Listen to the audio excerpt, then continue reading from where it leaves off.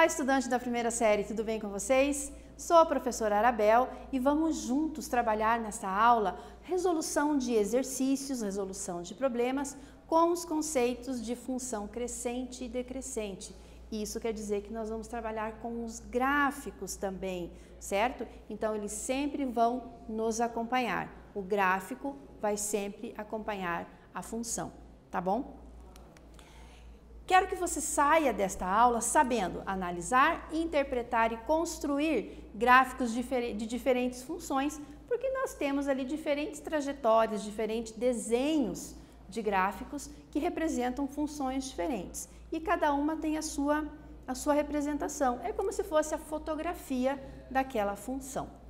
E identificar graficamente os conjuntos domínio e imagem, que são os domínios que possibilitam a existência da função. Os valores que serão utilizados estão no conjunto domínio. Às vezes você fornece esses valores, que você pode dar esses valores para a função, ou esses valores vêm descritos num enunciado de exercício, por exemplo. Use valores positivos, use valores inteiros. Então você tem que prestar atenção se no enunciado tem alguma informação sobre quais valores usar na função.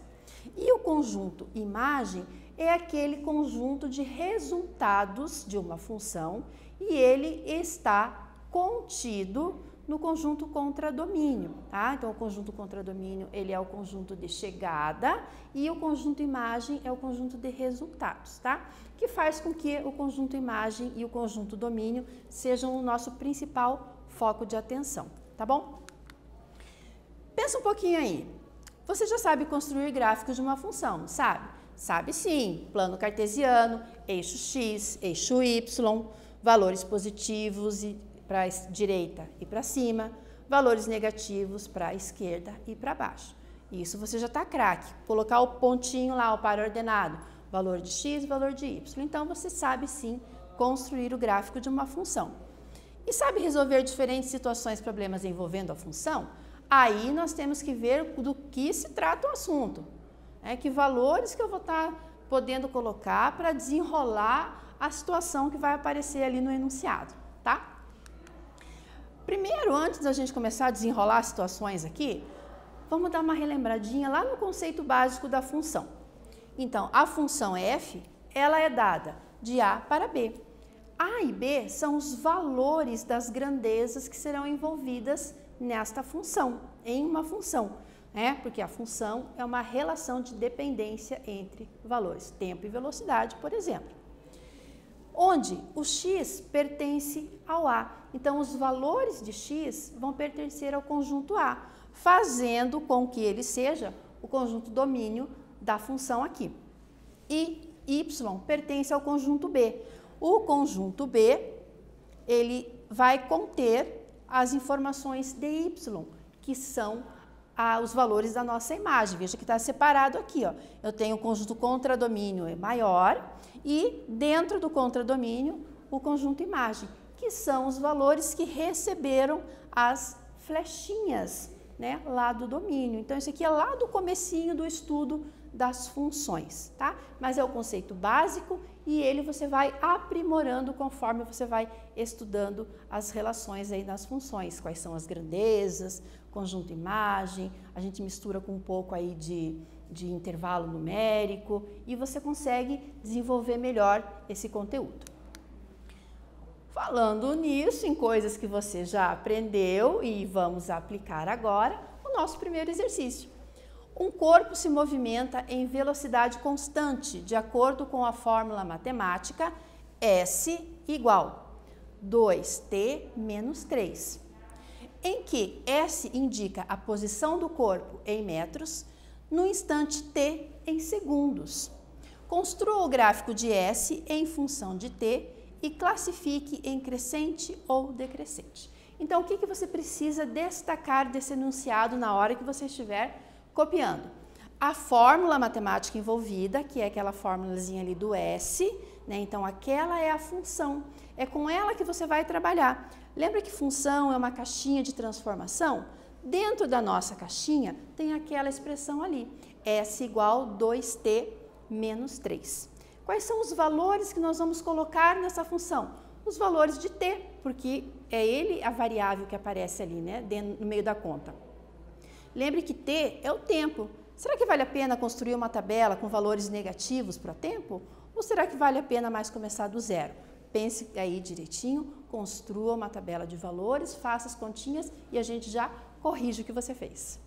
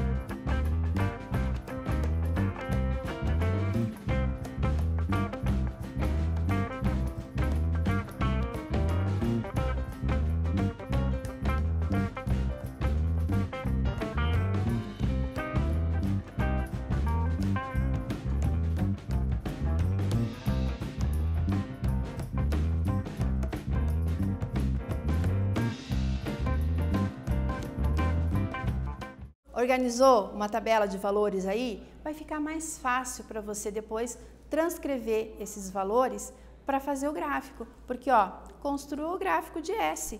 Então eu vou ter que fazer um desenho aí, tá? Faça como você conseguir. Não tem uma régua no momento, mas faz ali no olhômetro mesmo. O importante é você saber como os valores se relacionam e o resultado final disso que é o gráfico. Veja a tabela que eu fiz aqui.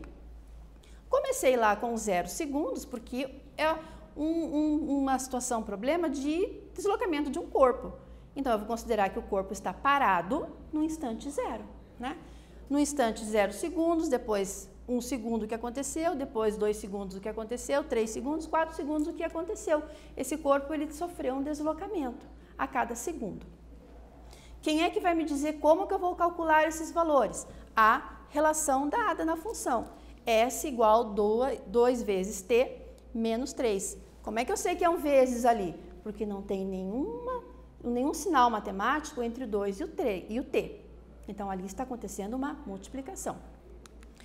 Aonde apareceu o t, troquei pelos valores que eu forneci na tabela. Não estava indicando quais valores. Eu coloquei. Primeira multiplicação, 2 vezes 0, com o menos 3, menos 3. 2 vezes 1, 2, menos 3, menos 1. 2 vezes 2, 4, com o menos 3, 1.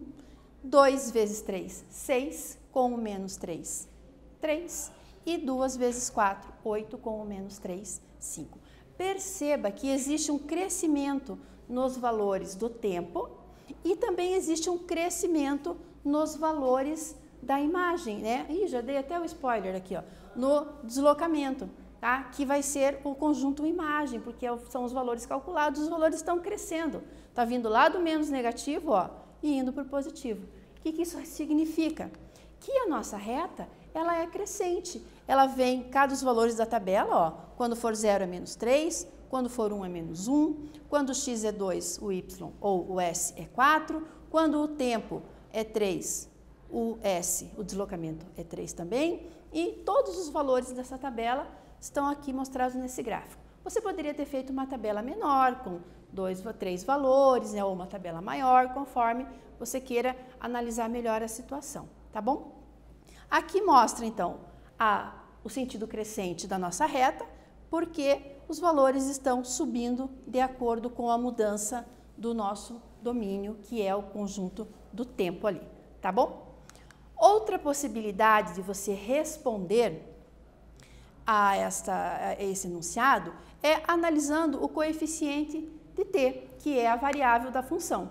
É um valor positivo, né? É o 2. A sendo maior do que zero, quer dizer que são valores maiores que zero, são valores positivos. Isso também possibilita uma análise mais direta e mais rápida do comportamento de uma função. Sendo A um valor positivo, que no caso é 2, podemos afirmar que será crescente. Então, você fez as duas maneiras de constatar o crescimento, o comportamento dessa função. Através da análise da tabela, que os valores aumentavam, e o gráfico, que também tinha um desenho crescente. E também, agora, reforçando pelo valor do coeficiente da nossa variável t ali. Se ele é positivo, ele vai ser sempre crescente. Neste segundo exercício, não existe produção gráfica, tá? Então, você vai ter que fazer uma análise mais numérica. A imagem da função dada por f de n, onde eu tenho aqui uma fração, numerador n, denominador n mais 1. Onde n pertence ao conjunto dos números naturais e tem um asterisco ali. O que isso significa? Que é o conjunto dos números naturais, tirando o zero, é do 1 para frente. Aqui é onde eu digo para você que foi dada a informação de um domínio. Eu não posso usar outro tipo de valor, não posso colocar valores negativos, só os positivos. É 1, letra A, intervalo. Letra B, conjunto finito. Letra C, subconjunto, ou seja, está dentro entre o 0 e o 1. Letra D, subconjunto de N. E letra E, subconjunto de Z. Quem é Z? Conjunto dos números inteiros. Então, forneça valores para aquele N ali, faça as continhas e analise as proposições de resposta ali, que a gente corrige para ver o que é que você fez aí.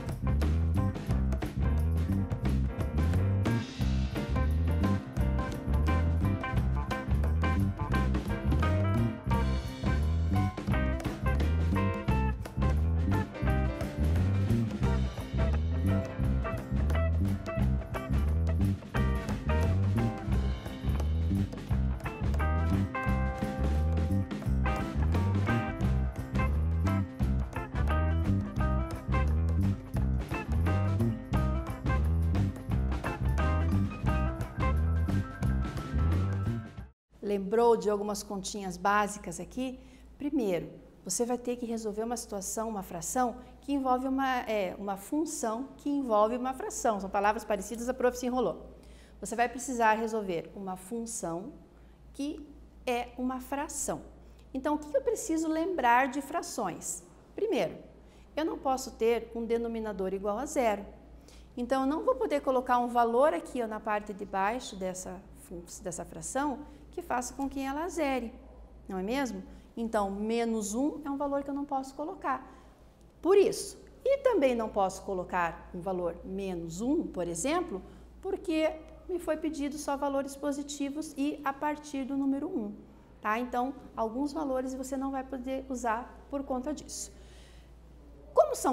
Como é uma fração, eu também tenho que lembrar de alguma coisa sobre a divisão. E veja o que eu preparei aqui para você. Todo número dividido por ele mesmo é igual a 1. 2 divididos por 2, 30 divididos por 30, 400 mil divididos por 400 mil, x divididos por x. Então, sempre que são valores iguais, a divisão é exata e o resultado é 1. Eu não tenho uma divisão mostrada aqui como você está acostumado lá, né, na chave, mas a fração você sabe que é uma divisão, né? Então, 100 divididos por 100 igual a 1, para eu considerar um n igual a 100. Se eu considerar um n um valor quebrado, deu certo porque 100 é um número redondo. Vamos colocar um valor mais quebrado que um valor mais estranho? 847. Ai, professora, não chama um número de estranho, né? 847 divididos por 847 também vai dar 1. Então, sempre que você tem ali frações com numerador e denominador iguais, o resultado é 1, porque está mostrando a divisão. Vamos adaptar isso para a resolução do nosso exercício. Se eu considerar um n 100, vou trocar o n por 100, então 100 sobre 100 mais 1. 100 mais 1 é 101. 100 divididos por 101, 0,990, com o arredondamento feito aí. Se eu trocar aqui o nosso 847, que não é estranho, é o nosso queridinho, n 847 divididos por, vou somar com 1 aqui no numerador, 848. 847 com 848, 0,998, também feitas devidos arredondamentos. Com isso, eu percebi que os resultados dessa função sempre vão formar subconjuntos de 0 e 1. Né? Eu tenho ali os valores sempre entre 0 e 1 acontecendo, ok? Nesse praticando 3 aqui, o nosso terceiro exercício. Na disputa de uma corrida de 100 metros, Gilberto, que praticava atletismo, permitiu que Pedro largasse 25 metros à sua frente, deixou sair antes. No sistema dos eixos a seguir, estão representadas as distâncias percorridas por Gilberto, DG, e por Pedro, DP, informação importante, em função do tempo, e a análise gráfica disso. Neste contexto, a função D, da distância de Gilberto e da distância de Pedro, definida para 0, o tempo entre 0 e 12, tá? Considerando o 0 e o 12. Representa a diferença entre as distâncias percorridas por Gilberto e Pedro em função do tempo. Então, aqui é o domínio, já destaque aí na hora da correção. A partir dessas informações, indique as afirmativas corretas. A função D se anula em 9, a função D assume valores negativos e positivos, a função D é crescente em seu domínio, a função D atinge um valor máximo de 25, ou a imagem da função D está contida no intervalo de menos 25 a 25. Não esqueça de fazer a cópia do gráfico, que ele faz muita diferença na hora da análise das respostas, e a gente já corrige.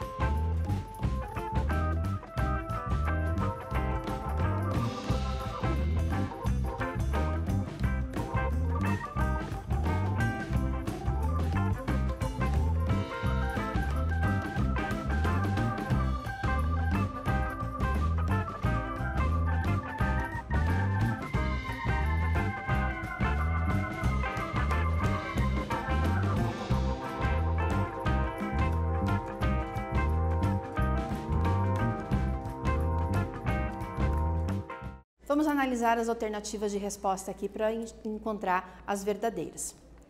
Primeiro, a função d se anula em t igual a 9 é falso, porque o tempo igual a 9 segundos, eu tenho uma relação aqui, ó, com a distância em dois valores diferentes aqui. Então, não vai dar zero, lembrando que a minha função é dada por a distância g e a distância p. Como eu tenho uma diferença entre elas, não vai dar zero.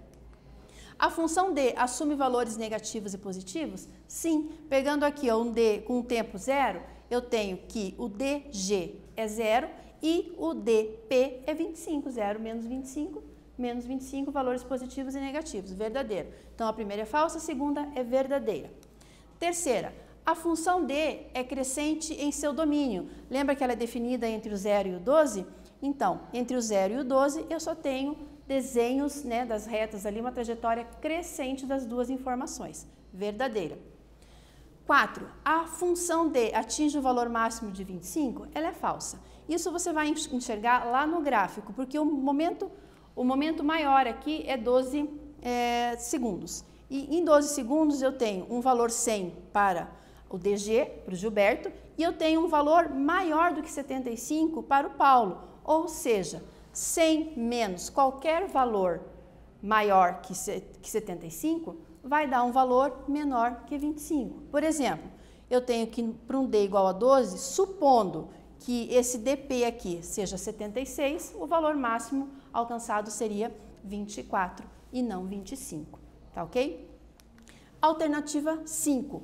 A imagem da função d está contida no intervalo do menos 25 até o 25? Sim, porque você já viu lá na primeira proposição, na segunda proposição, que eu tenho valores negativos quando eu uso um t igual a 0 e eu tenho valores ali maiores que valores positivos quando eu uso o máximo da minha função, tá? Então, verdadeiro. Lembrando que a imagem, ó, está aqui no eixo y. A partir dessas informações, identifique então as alternativas corretas. Então, eu tenho que a primeira proposição é falsa, segunda é verdadeira, terceira é verdadeira, quarta é falsa e a quinta é verdadeira, tá bom? Fazendo então a análise das alternativas, ficou fácil para você resolver essa questão. Nesta aula, vimos então a representação gráfica de situações-problema envolvendo funções e a leitura do conjunto domínio e imagem de uma função. Me despeço de vocês, fiquem bem e até a próxima!